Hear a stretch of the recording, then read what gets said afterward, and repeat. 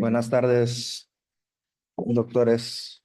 Vamos a dar inicio. Está un poquito extensa la plática, aproximadamente unos 40 a 50 minutos. Mucho gusto, soy el doctor César de la Torre y vamos a ver el tema de hoy que concierne como exámenes y estudios de la córnea.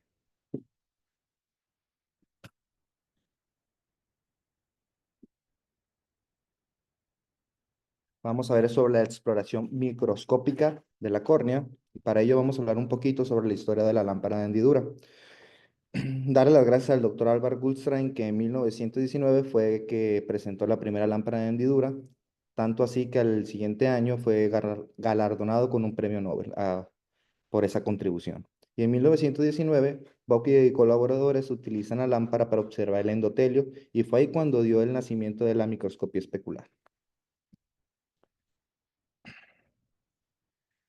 Vamos a tener que una lámpara de hendidura pues se clasifican en dos. La más utilizada es la que estamos viendo ahorita en la diapositiva, que es la lámpara de hendidura de tipo Hack Straight, que consta con la característica más importante es que la fuente de luz está arriba, y la otra que pues también utilizamos también allá en México es la de tipo Carl Zeiss, que es la que tiene el fuente de luz por la parte de abajo. Gracias a ello vamos a tener métodos de iluminación, tanto como directos e indirectos. En la iluminación difusa, esta facilita la observación simultánea de grandes áreas a baja magnificación. Se coloca a 40-50 grados de inclinación alternado. En esta se obtiene una visual tangencial y axial. Ofrece una gran valoración bidimensional en la cual se puede valorar por completo tanto como anexo y cámara anterior. Y también a la exploración podemos incluso observar cambios topográficos. En la iluminación focal, provee una sección en visión paralelepípedo. Se observa con un haz de luz delgado, brillante y con poca magnificación. Puede variar en grosor de 1 milímetro hasta 11 milímetros. Cuando el haz impacta el tejido, puede ser reflejada tanto como refractada, transmitida, dispersarse y también absorberse. Es una de las formas más efectivas de observar la superficie del iris. En la iluminación focal directa con sección óptica, también conocida como paralelepípedo de Bode, posibilita la visión en vivo de tejidos transparentes. Produce una imagen clara y no comprometida del tejido dentro de las de luz.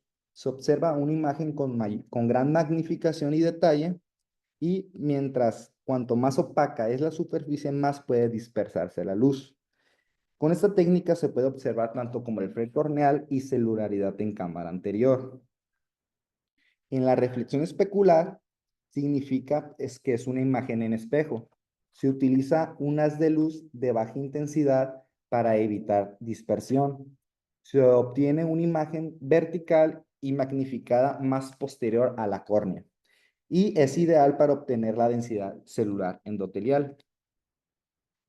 En la iluminación proximal, se dirige el haz de luz hacia una área adyacente. Su objetivo es la iluminación transmitida a través del tejido.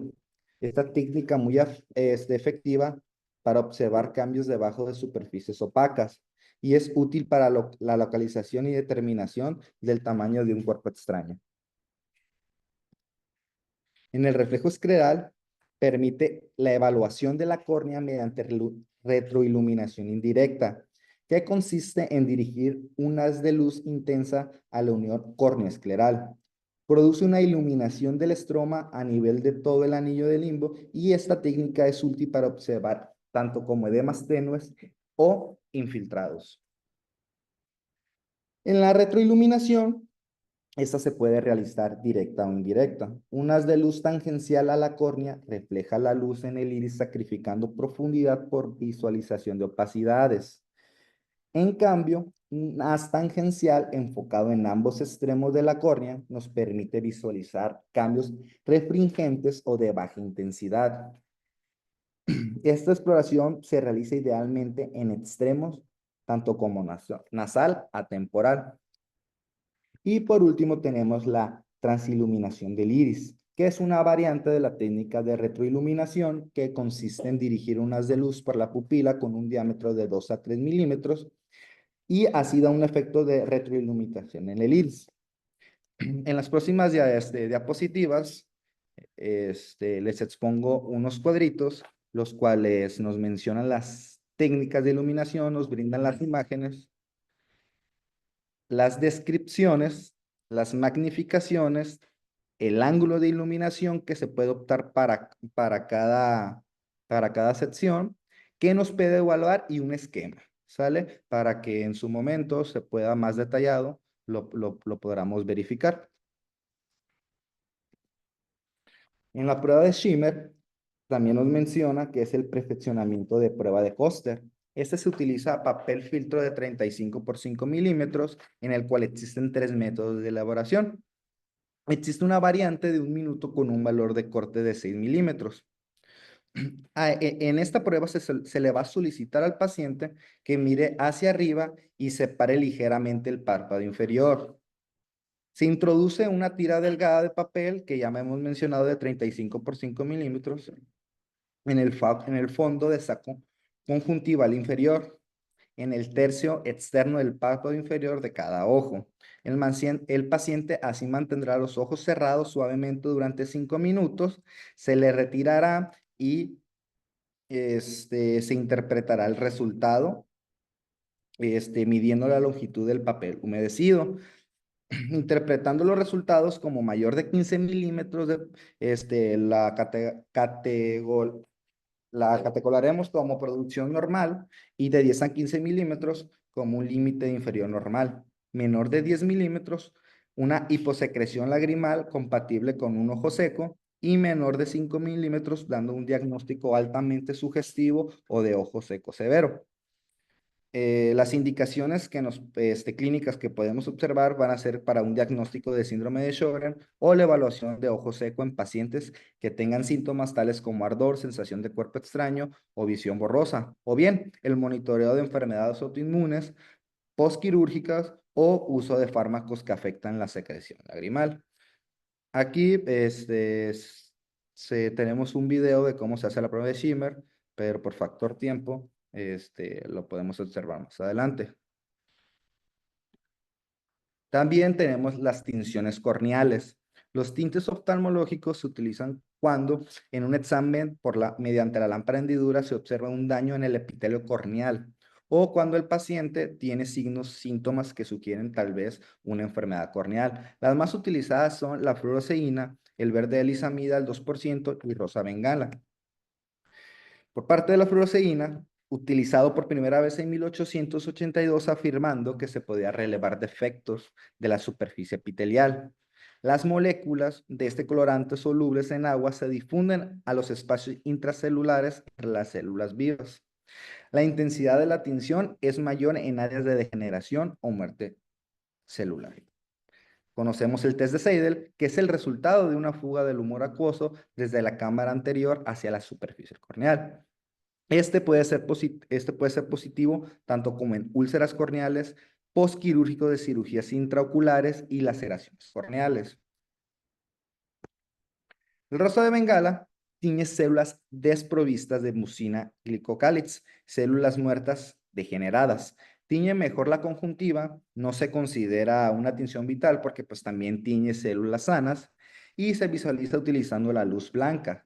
Este es un derivado de la fluoresceína. Su instalación se documenta en 1914 y popularizada por el médico Sjögren para 1930 para el diagnóstico de la queraconjuntivitis seca, pero también se utiliza para evaluar dendritas herpéticas epiteliales, QPS, sequedad conjuntival, disfunción de las glándulas de Begomios, tanto como displasias y metaplasias conjuntivales.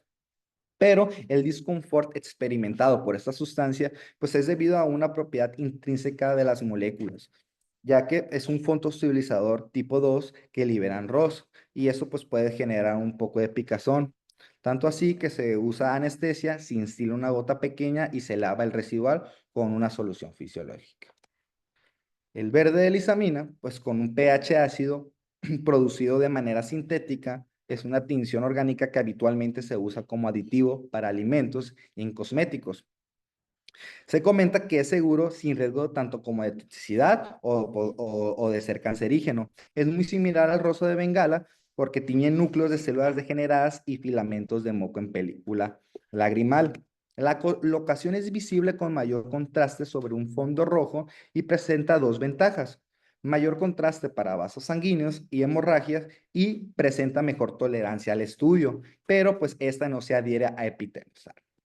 Y también tenemos un estudio que la estesiometría, pues que ayuda a evaluar clínicamente algunas keratopatías por la sensibilidad que tiene la córnea, que ayuda mucho también para pacientes posquirúrgicos por PRK, LASIK, en algunas incisiones límpicas y ablación del trigémino.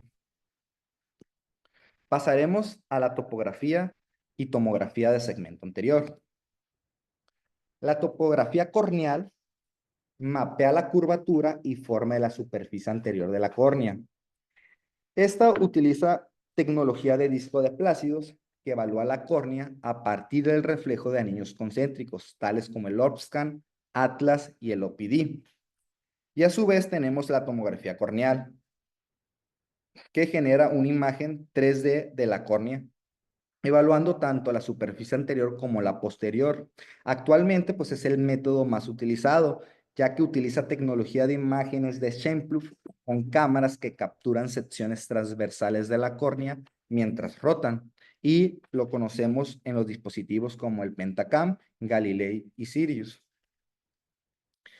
En los sistemas basados en discos de plácidos, estos proyectan un patrón de anillos claros y oscuros sobre la superficie corneal anterior. La imagen reflejada es capturada por cámaras y se procesa para calcular el perfil geométrico de la córnea. Este método aprovecha la capacidad de la córnea de actuar como un espejo convexo. También tenemos el barrido de hendidura, que proyectan una luz sobre la córnea mientras cámaras graban el proceso. Usando triangulación, calculan la elevación de las caras anterior y posterior respecto a un plano de referencia. Una limitación importante es el tiempo prolongado necesario para la medición, lo que puede causar una ruptura de la película lagrimal o movimientos oculares que generen errores. Y la fotografía de Scheimpflug utilizan un principio óptico que permite obtener máxima profundidad del campo al interceptar en un punto el plano objeto, imagen y de enfoque. Estos sistemas capturan imágenes del segmento anterior del ojo, analizando la estructura de la córnea, la geometría de ambas caras, el grosor y realizan un análisis topográfico, en el cual también existen sistemas combinados que integran la tecnología de disco de plácido y de Scheimpflug para aprovechar las ventajas de ambas. Aquí vemos una imagen del Pentacam, pues, que solamente trabaja con cámara de Scheimpflug, Galilei con ambas, Plácido y Scheimpflug, al igual que el Sirius. En los mapas de topografía corneal se utilizan escalas de colores para representar los datos de las curvaturas, tales como los cálidos, que son el rojo y el naranja, que determinan las áreas de mayor poder refractivo, y los fríos, tanto como el verde y el azul, que son las áreas de menor poder refractivo. Los topógrafos emplean dos tipos de escalas para mostrar los mapas de color, que es la normalizada y la absoluta. En la relativa o normalizada, adaptan los colores al rango de los poderes de las córneas analizadas, ofrece una visión personalizada de la córnea, la cual puede enmascarar o exagerar patrones según el tamaño del paso, y por último el estándar, que utiliza un rango fijo de colores y pasos dióptricos y permite la comparación más consistentes entre exámenes. El mapa axial o sagital muestra la curvatura promedio de la superficie anterior de la córnea en relación con el eje visual, ideal para el screening y correlacionar la forma corneal con el estado refractivo. No detecta cambios sutiles en la curvatura, especialmente en la periferia, pero el mapa tangencial instantáneo calcula la curvatura punto a punto en un ángulo de 90 grados tangente a la superficie corneal. Más detallado, detecta cambios pequeños y define mejor curvaturas en patologías tales como el queratocono. Este es útil para diagnosticar, localizar patologías y planificar tratamientos tales como lentes de contactos y anillos intracorneales. El mapa de poder refractivo mide la calidad visual basada en la superficie corneal dentro de la superficie pupilar. Este es útil para analizar efectos quirúrgicos y comparar cambios pre- y posoperatorios. Aunque no informan sobre la forma corneal, indican cómo la córnea refracta la luz y contribuye a la visión. El mapa de elevación determina la altura de la córnea en relación con la esfera que mejor se ajusta a la curvatura promedio de la córnea, o sea, la esfera de mejor ajuste. Los datos de elevación representados en micras indican que la diferencia entre la superficie corneal real y la esfera de referencia de mejor ajuste. Este tipo de mapa es fundamental para analizar tanto como irregulares corneales que condiciones como el queratocono o ectasias. Los mapas topográficos utilizan colores para representar los valores dióptricos de la córnea. Los colores fríos indican curvaturas más planas, menor poder, mientras que los colores cálidos muestran curvaturas más empinadas, o sea, mayor poder. Tanto así que en 1996, Rabinowitz y colaboradores propusieron 10 patrones topográficos diferentes basados en índices cuantitativos y en una base de patrones videoqueratográficos en 390 córneas normales, los cuales adoptaron como redondo, ovalado, empinamiento tanto como superior e inferior, irregular, corbatines como simétrico, simétrico con SRAX, asimétricos con empinamiento superior y empinamiento superior, y corbatín asimétricos con SRAX. Algunos de esos patrones se asocian con córneas normales, mientras que otros indican enfermedades corneales. Recientemente se añadieron 3 patrones adicionales relacionados con la degeneración marginal pelúcida, conocidos como mariposa y garras de cangrejo, y funcional. En los patrones simétricos, como el patrón redondo, indica una córnea normal sin astigmatismo significativo. En el patrón ovalado, se encuentra normal, pero con astigmatismo insignificante. Y en el corbatín simétrico indica que el astigmatismo regular está orientado verticalmente, tanto como horizontal u oblicuo.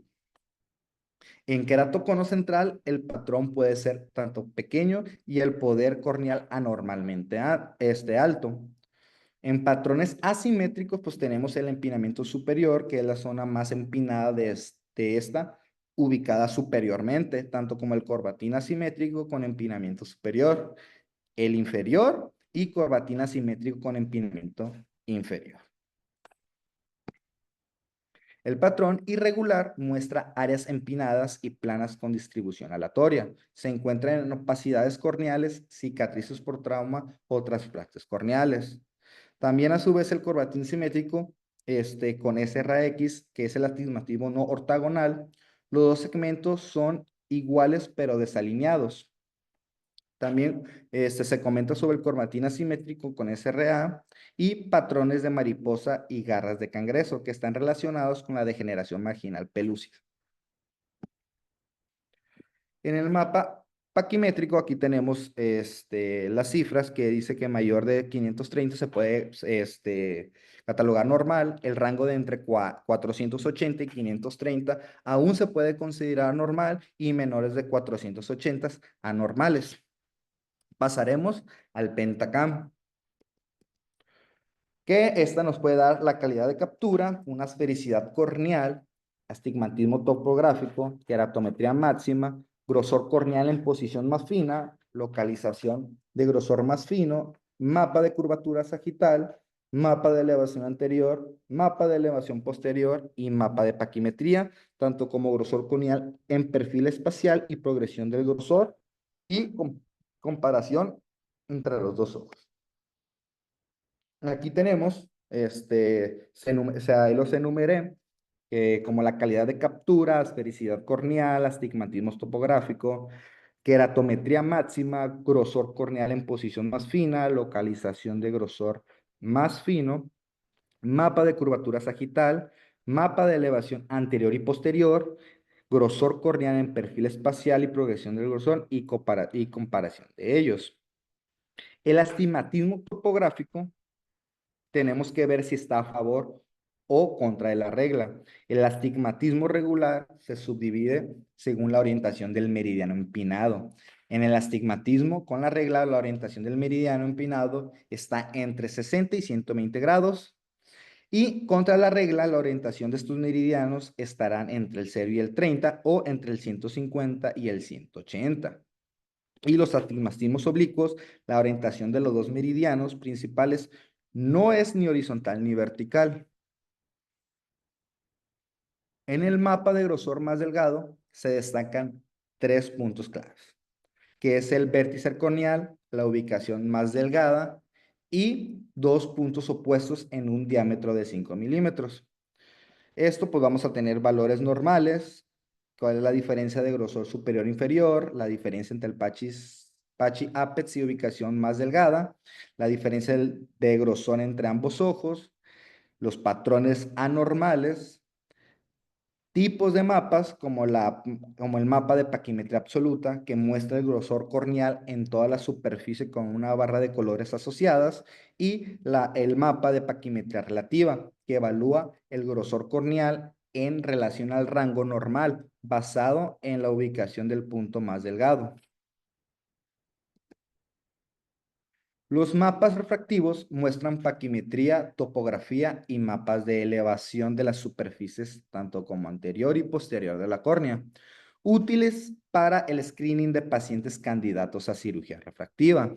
Entre los parámetros disponibles en el mapa refractivo vamos a incluir el poder de la curvatura del plano, o sea, el K1, y el meridiano empinado, que es el K2 en la zona de 3 milímetros.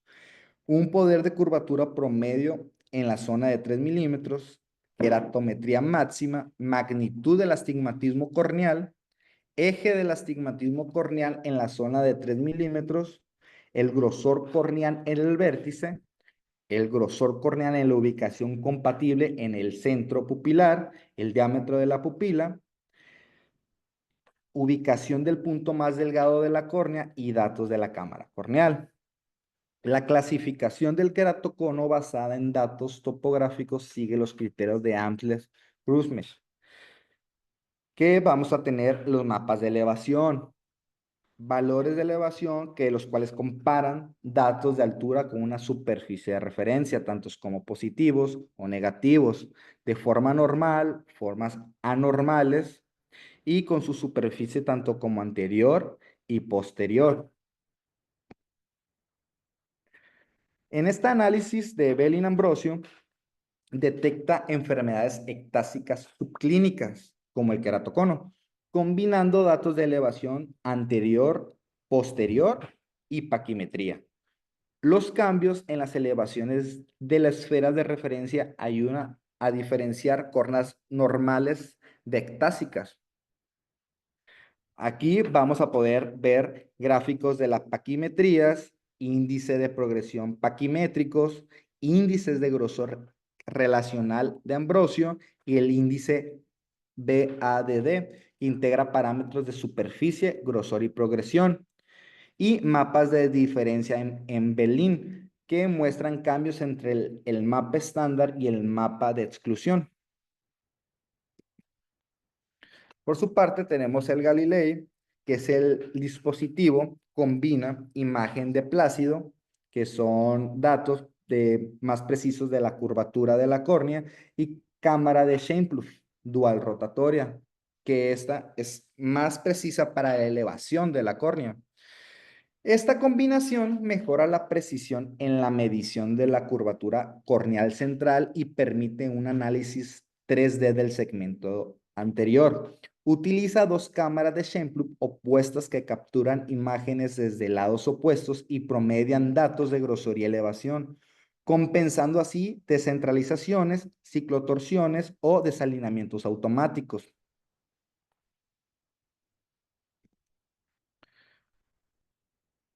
También tenemos mapas o índices de informes refractivos, que esto van a incluir como curvaturas axial anterior, paquimetría corneal, elevación anterior y posterior de la córnea, cálculos en la curvatura tanto como anterior y posterior, índices adicionales como la excentricidad potencia corneal total y también nos brindan detalles sobre paquimetrías, como los valores sobre el grosor central y grosor más delgado, la progresión, signos de keratoconos, mediciones, algunas mediciones adicionales como el white to white o el blanco-blanco, profundidad de la cámara anterior, ángulo de la cámara anterior, volumen de la cámara anterior, ángulo capa y diámetro pupilar.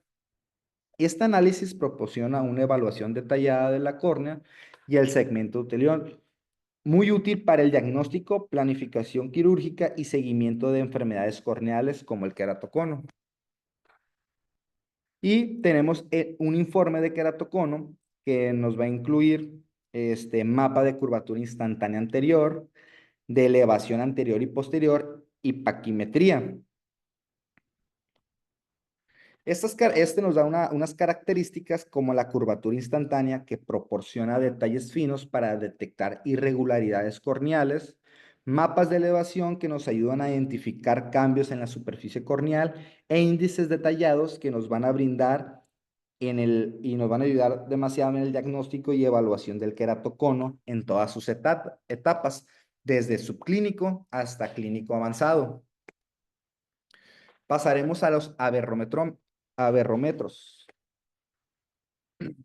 Los dispositivos de detención de frentes de onda miden aberraciones ópticas utilizando dos principales métodos, que es la de aberrometría de entrada y aberrometría de salida.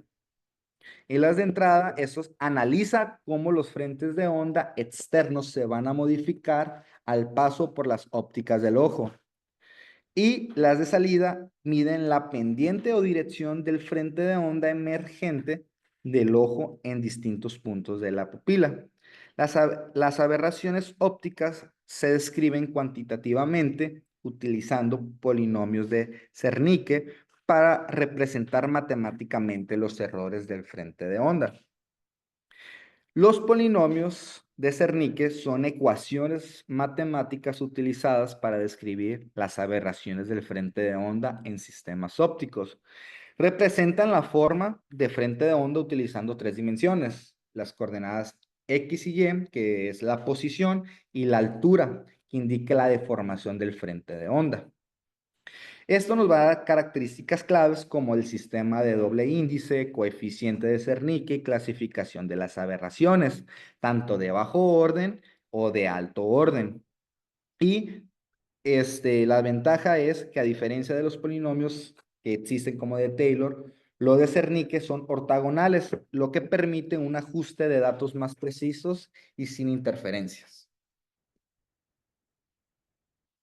Tenemos otros métodos para medir las aberraciones de frente de onda, tanto como la aberrometría refractiva de salida, aberrometría de imágenes retinales, refractometrías ajustables de entrada, aberrometrías de doble paso, diferencias de rutas ópticas y trazado de rayos retinales.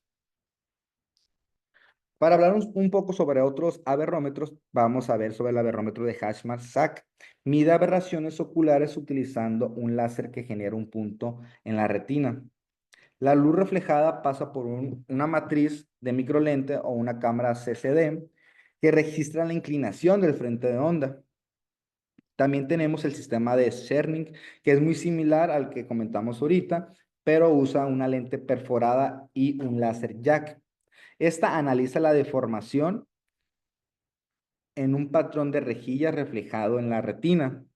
Por su parte, el sistema de tracing mide aberraciones ópticas mediante un rayo láser que atraviesa el sistema óptico y escanea la pupila, así registrando su desviación en la retina. Y por último, tenemos la de diferencia de ruta óptica, que es la que utiliza el OPD scan. Esta combina una retinoscopía dinámica y topografía corneal, escaneando la retina con un haz de luz y capturando la luz reflejada mediante fotodetectores. Este analiza aberraciones, autorrefractometría y topografía, generando así un mapa único de poder refractivo corneal que es ideal para diagnósticos y planificación de tratamientos refractivos. También tenemos algunos parámetros, como por ejemplo la función de transparencia de modulación, que evalúa la capacidad de un sistema óptico para transferir el contraste de un objeto a su imagen. También tenemos el de función de dispersión de puntos, que representa el impacto de las aberraciones ópticas en la imagen retiniana. También el de raíz cuadrada media, que mide el error del frente de onda como una desviación promedio respecto a una superficie perfecta. Y el OPD Scan, el dispositivo combina aberrometría y topografía en un solo equipo. Utiliza esquiascopia, dinámica espacial y un disco de Plácido para evaluar aberraciones oculares, topografía corneal, autorrefractometría, queratometría y pupilometría. Trabaja con más de 8.000 puntos de datos y un diodo infrarrojo para convertir diferencias temporales en mapas refractivos y polinomios de Senker hasta el octavo orden. Este nos va a tener unas funciones claves como la irregularidad óptica, simulación de calidad visual, aberración esférica corneal, índices de clasificación por colores, índice de astigmatismo y imagen de retroiluminación en catarata, que este nos va a permitir visualizar los defectos pupilares y mejora la planificación quirúrgica. El PERAMIS este sistema analiza la córnea y el ojo completo en un único procedimiento utilizando un sensor de frente de onda piramidal que mide aberraciones ópticas con 45.000 puntos de medición.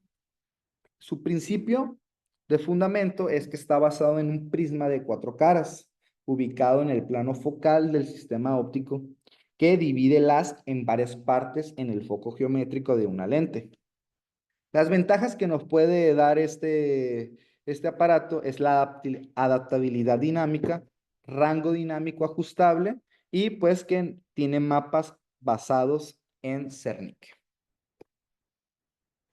El Sirius. El Sirius, el Sirius combina imágenes de Scheimpflug con anillos de Plácido para evaluar la córnea y el segmento anterior, analizando más de 100.000 puntos en un diámetro de 12 milímetros en un segundo. Este también nos va a ofrecer análisis normativos para diferentes tamaños de pupila y nos permite observar funciones de calidad óptica, como la función de transferencia, de modulación y función de dispersión de puntos. La paquimetría corneal, esta técnica óptica mide el grosor mediante ondas de luz y no requiere contacto corneal. La paquimetría ultrasónica determina el grosor mediante ondas de sonidos emitidas por el transductor de la punta de la sonda en contacto de la córnea y evalúa el espesor del tejido corneal desde la superficie desde la superficie del epitelio hasta el endotelio. Las indicaciones pueden ser para sospecha de edema corneal secundario a patologías como distrofias de Fuchs, queratopatías bulosas, pseudofáquicas, afaquias, descompensaciones corneal y seguimiento de las mismas. Pasaremos al OCT de segmento anterior. Según el sistema que use el OCT, podemos dividirlo en dominio de tiempo, dominio espectral y fuente de barrido. En los sistemas de dominio de tiempo, el haz de referencia se varía al desplazar el espejo de referencia y utilizar la duración del escaneo, o sea, el tiempo, para calcular la distancia. Y en los de dominio espectral, el espejo de referencia es estacionario y la variación espectral de la luz de referencia, que es medida por un espectrómetro, se usa para calcular la diferencia entre los dos rayos.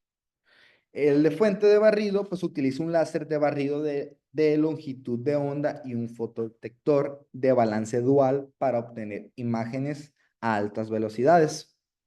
El MS39 es un tomógrafo de coherencia óptica de dominio espectral que combina un sistema de 22 anillos de Plácido el cual una de de sus capacidades que nos brinda es la tomografía de la cámara anterior, la topografía corneal anterior y posterior, paquimetría corneal, y pues nos puede ayudar a diagnósticos tales de queratocono, cribado de glaucoma y análisis avanzados del segmento anterior. También nos puede ayudar para cirugías, planificando intervenciones corneales y cálculos de lentes intraoculares.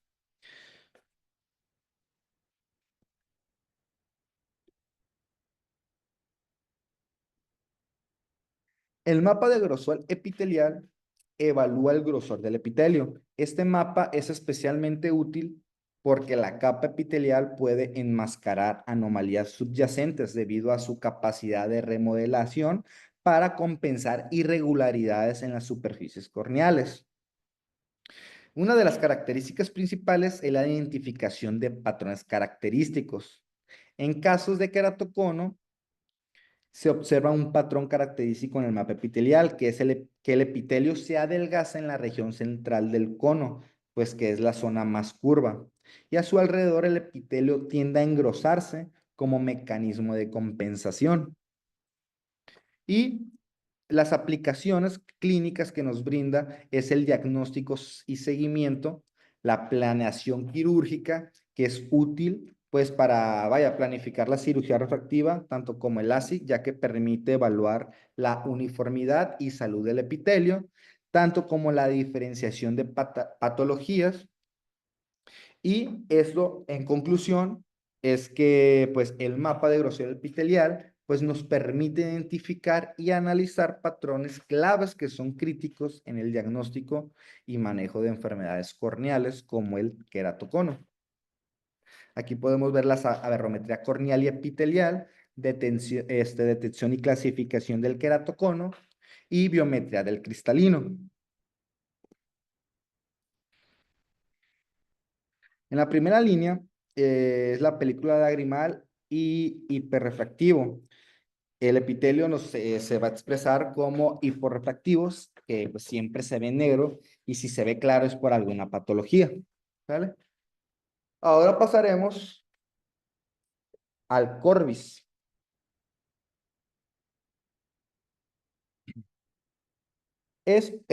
Lo conocemos como un tonómetro que graba la reacción de la córnea después de un pulso definido de aire que utiliza cámara de Scheimpflug a alta velocidad.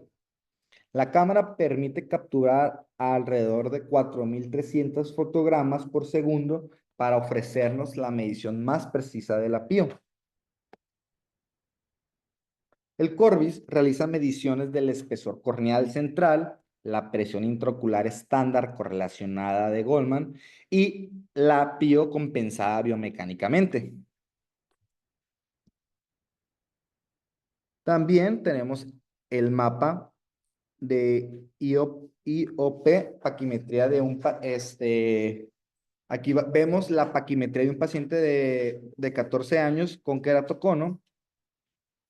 Eh, en la caja superior izquierda contiene el nombre y las especificaciones del paciente, el cual también incluye un puntaje que indica la calidad de la imagen. En este caso está marcado como un OK. Además, pues nos muestra la presión intraocular y el grosor corneal central.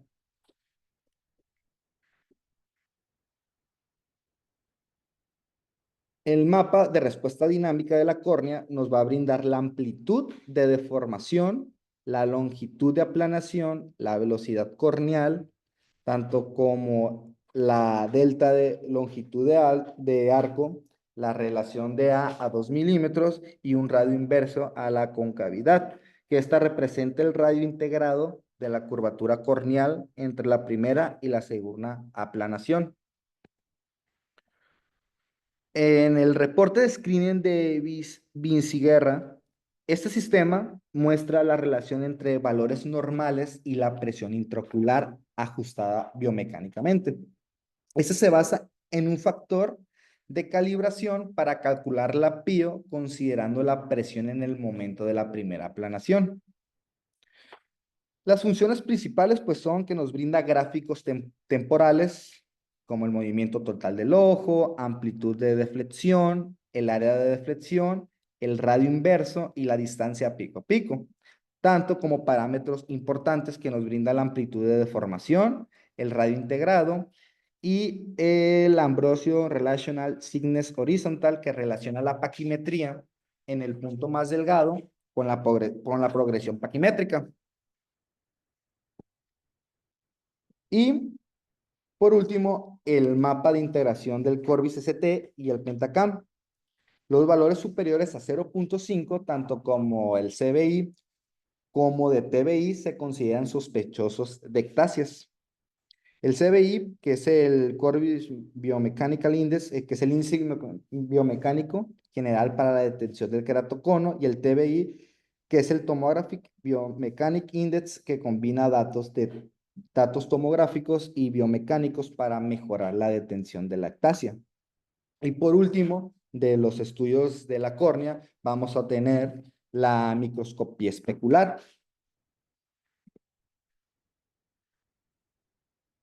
La reflexión especular ocurre cuando el ángulo de la luz reflejada es igual al de la luz incidente.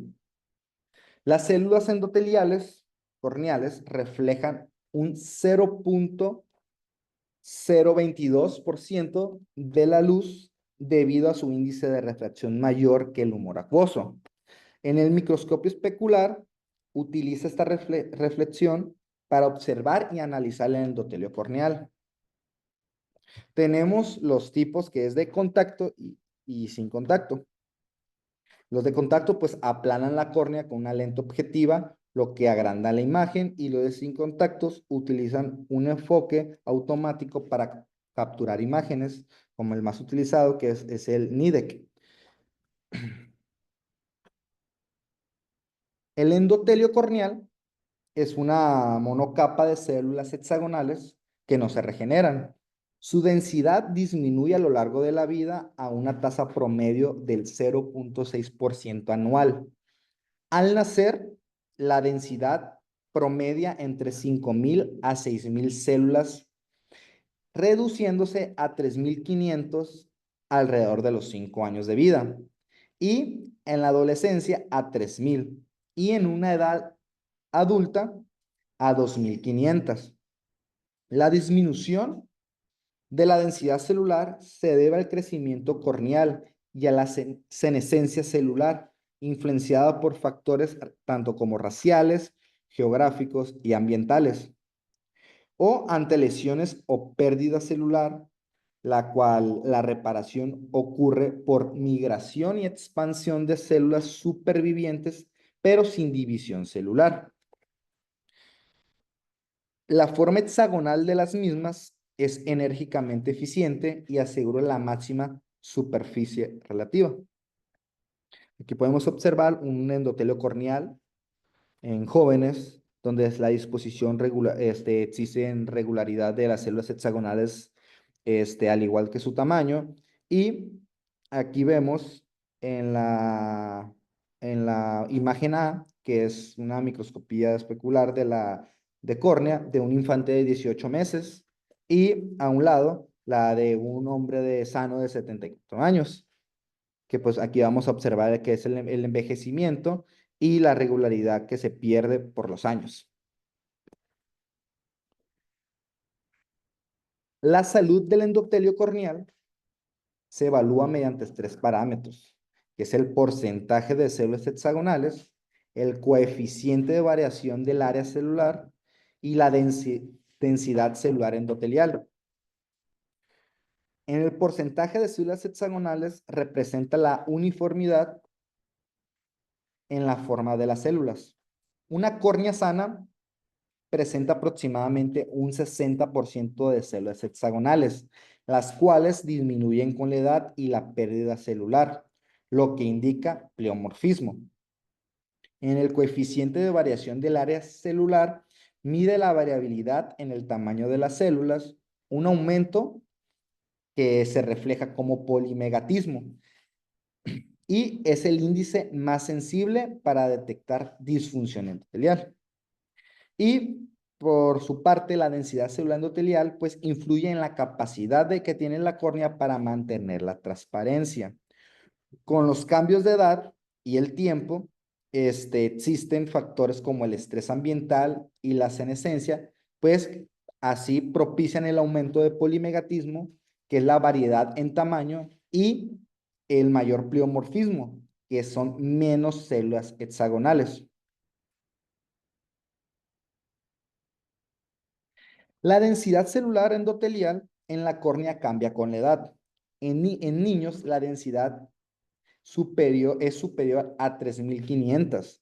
En adultos, el promedio es de 2.400 en un rango de 1.500 a 3.500. Y en adultos mayores desciende hasta 2.000 células. Hay que tener consideraciones porque existen tamaños celulares normales entre 1500, entre 150 micras y 350. También nos menciona que una densidad inferior a 1.000 células por milímetro cuadrado puede mantener la córnea transparente, pero a la vez incrementa el riesgo de descompensación corneal tras cirugías intraoculares. La desviación estándar del área celular media se divide por el área celular media y es un número sin unidades típicamente menor de 0.30. El polimegatismo es una mayor variación en el área celular, la cual es asociada con el uso de lentes de contacto. Entonces, en los pacientes con polimegatismos significativos mayores a 0.4, pueden desarrollar edema corneal después de una cirugía intraocular. El porcentaje de células hexagonales es aproximadamente del 6% en ojos normales. Los porcentajes más bajos de células hexagonales indican una peor salud endotelial. El pleomorfismo se refiere pues a la variabilidad en la forma de las células que en los pacientes con alto pleomorfismo pueden estar en mayor riesgo de una descompensación endotelial después de una cirugía intraocular. Vamos a tener el análisis de la morfología tanto como de células endoteliales, que aquí en la primera imagen vemos un ojo normal de un paciente, la microscopía de un ojo normal de un paciente niño de 12 años. En el medio vemos la de un paciente de 40 años y en el de la derecha ya con expresado polimegatismo y polimorfismo. Pueden surgir errores en las evaluaciones cuantitativas de la microscopía especular. Vamos a tener métodos de análisis como de marco fijo, marco variable, esquinas, centros flexibles y automático.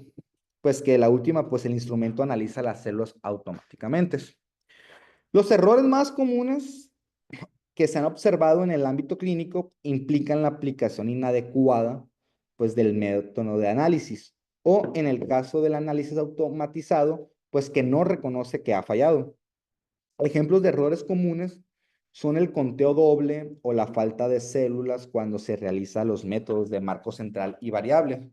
El no seleccionar el tamaño de celda apropiado para el análisis automatizado o bien usar análisis de células automatizadas cuando los límites de las células están mal delimitados. ¿Y en qué pacientes podemos utilizar ¿Cuáles son las indicaciones? Pues en la adaptación de lentes de contacto, edemas corneales sin explicación, sospechas de distrofias corneales, pacientes trasplantados de córnea, traumatismos corneales, queratopatías, queratoconos, ectasias, erosiones epiteliales recurrentes, implantes de lentes intraoculares o bien para cirugías tanto como de cataratas o cirugía refractiva. Y pues bien, este sería todo. Muchas gracias.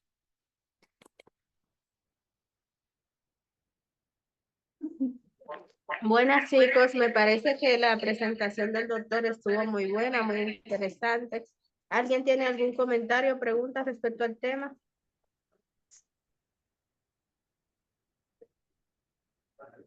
Recordemos que todos los estudios de imagen que se van a utilizar para estudiar la córnea van a ser sumamente importantes, tanto para la realización de cirugías refractivas como de cirugías intraoculares, principalmente cuando hablamos de cirugías de segmento anterior, ya que si no tenemos una buena valoración de estas estructuras que están en el segmento anterior, en especial de la córnea y su endotelio, podemos tener algún tipo de afección importante o de complicación después de la cirugía. Por el caso de que menciona el médico, ¿me escuchan?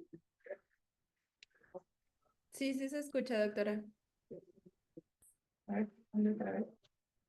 Con relación a lo que menciona el doctor respecto a la biomicroscopía especular, a la microscopía especular o microscopía endotelial, es sumamente importante recordarles que hay que hacer una valoración de la misma previo a la cirugía, porque el conteo endotelial de cada paciente, la forma de la célula, el tamaño, que es lo que se refiere al polimedastismo y al pleomorfismo, nos van a dar una idea de cómo podría quedar nuestros pacientes después de realizar una cirugía del segmento anterior, ya sea una cirugía de facomulsificación, principalmente donde hay una gran pérdida de células dependiendo de la cantidad de energía ultrasónica que ejerzamos. Por lo tanto, esto nos va a hablar de si vamos a tener edema después de la cirugía en nuestra córnea, un edema estromal que se pueda presentar incluso con un fallo importante endotelial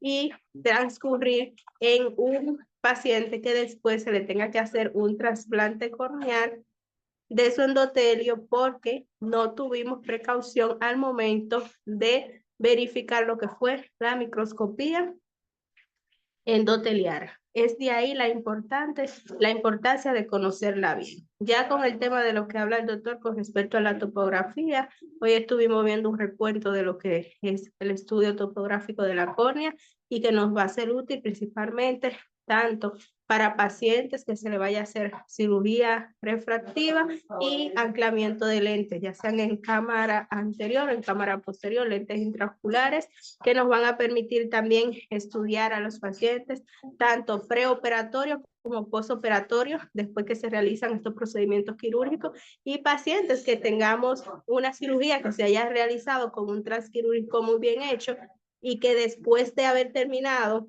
este procedimiento que tenemos el paciente en el postquirúrgico, evaluación de agudeza visual, nos damos cuenta de que no hay una buena agudeza visual y necesitamos saber cuál es el origen de esa mala agudeza, pues podemos utilizar la topografía para identificar cualquier tipo de aberración, astigmatismo o afección corneal que nos esté causando la disminución de la agudeza visual.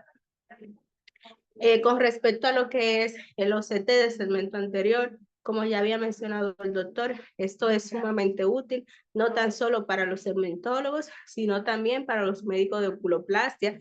Lo utilizan cuando tienen invasiones extensas por tumores y necesitan verificar si esos tumores o esas masas invaden la córnea y penetran la misma, o si invaden segmento anterior y se van a cámara anterior. Entonces, todo tiene su utilidad para valorar el ángulo, para valorar la forma del iris, para valorar el tamaño del cristalino.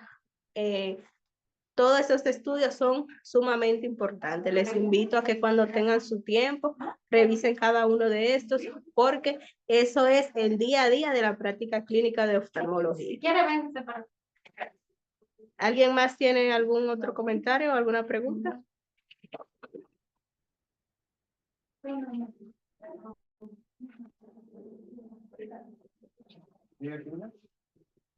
¿Sí me escuchan?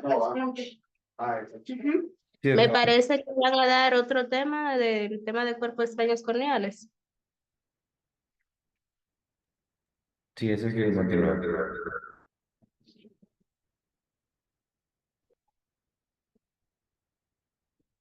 Micrófono.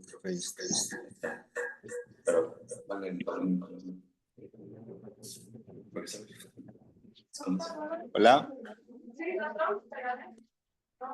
Sí, bueno. Hola, ¿se escucha?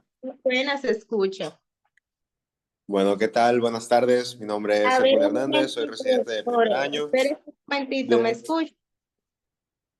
Sí, sí escucha. Hice una pregunta. Antes de que el doctor comience el próximo tema, ¿alguien tiene alguna duda o comentario respecto a la clase pasada? Pues es que estoy Todo en claro, doctora, cámara. gracias. Ok, adelante, doctor.